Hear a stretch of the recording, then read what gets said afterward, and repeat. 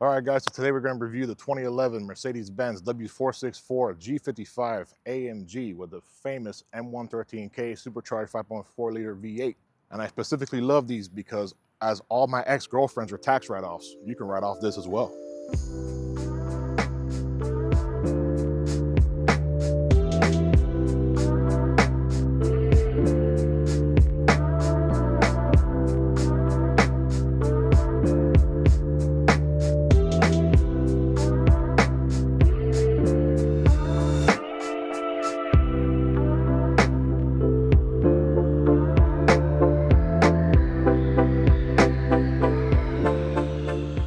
So if you want to look like a Russian mobster, this is exactly what you buy. I mean, just look at the aesthetics of this thing. It just spits in your face. My favorite thing about these vehicles is the double side pipes right here on the side.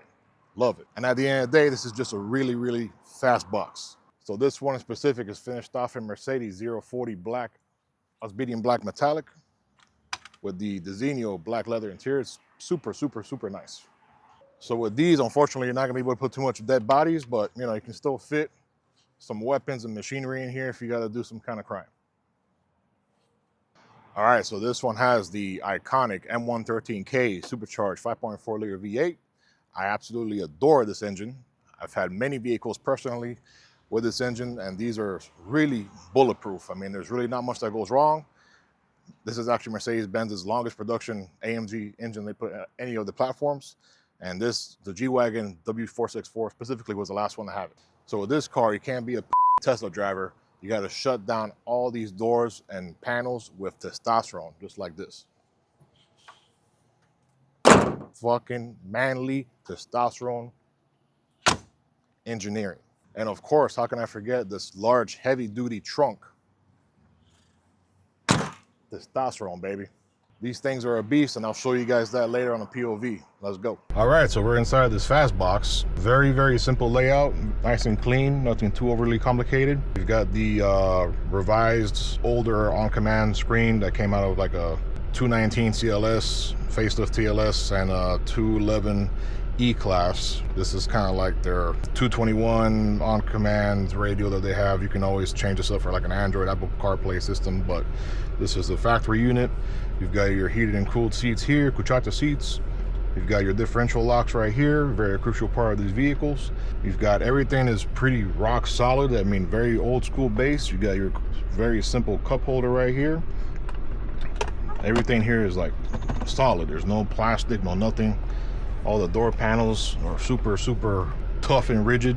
Simple seat controls right there. Your very simple headlight controls, mirror controls, your master window switch is there. Another cool feature with these is that these have the imprint of the G55 on the gear knob selector. I love that about this.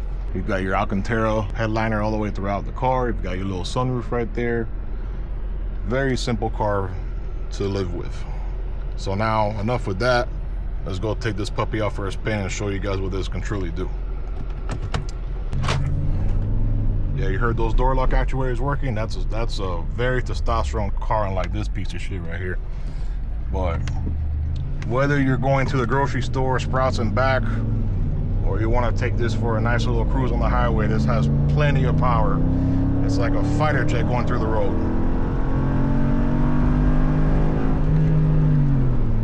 Love it. That was partial throttle, you guys. All right, so we're gonna take this shit on the highway real quick. Do a quick little pull for you guys. You can see how fast this little box is. And this is a stock vehicle. There's no mods whatsoever on this one, even though you could easily do a supercharger pulley on this one and a tune, and you'll gain a lot more torque, a lot more power.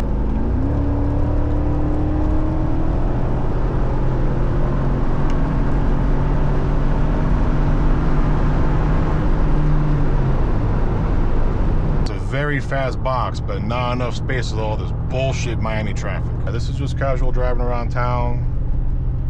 Nobody knows that you got a fighter jet underneath the hood.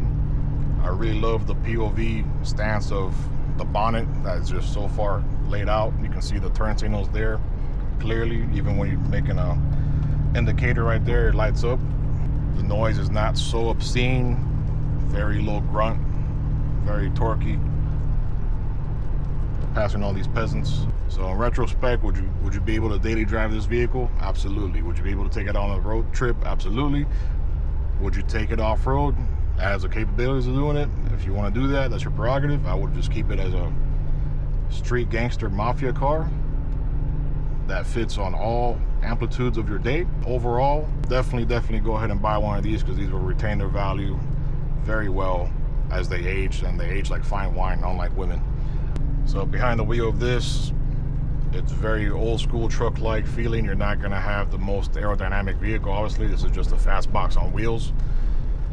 And you know, your feedback is gonna be a little delayed. It's not gonna ride like a Maybach, but you're definitely gonna have like a body on frame feel.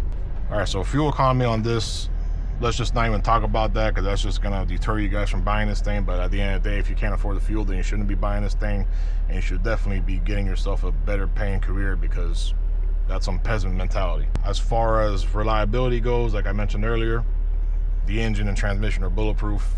Really nothing hardly ever goes wrong on them. You might have some issues with the fuel injector seals that go bad over time, that dry rot, so take care of that. That's not too big of an expense.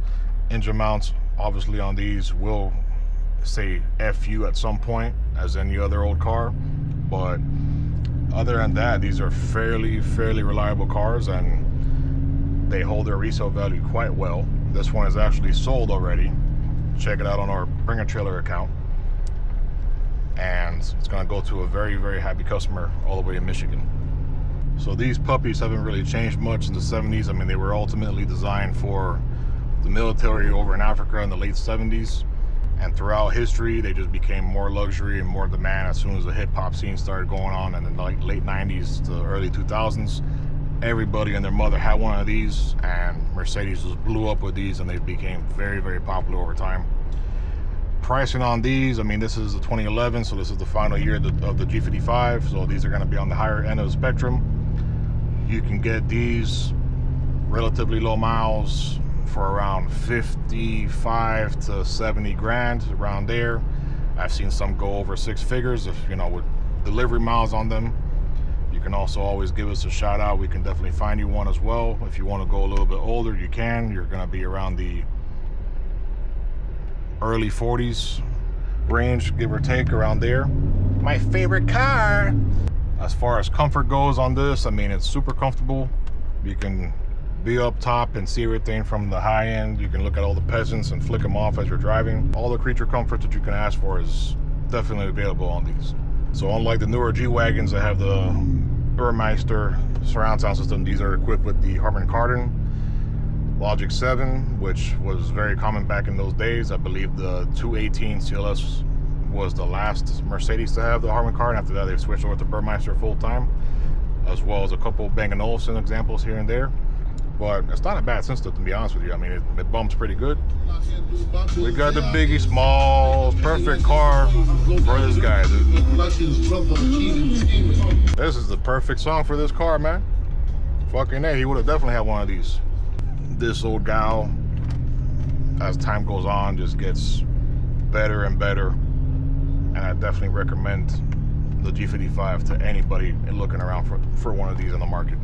But yes, that pretty much sums it up with the G55, guys. If you have any questions or would like to have us get you one of these puppies, we can definitely do that. Give us a shout out on IG at SAB of Miami Sales. Give us a like, share, follow, and subscribe.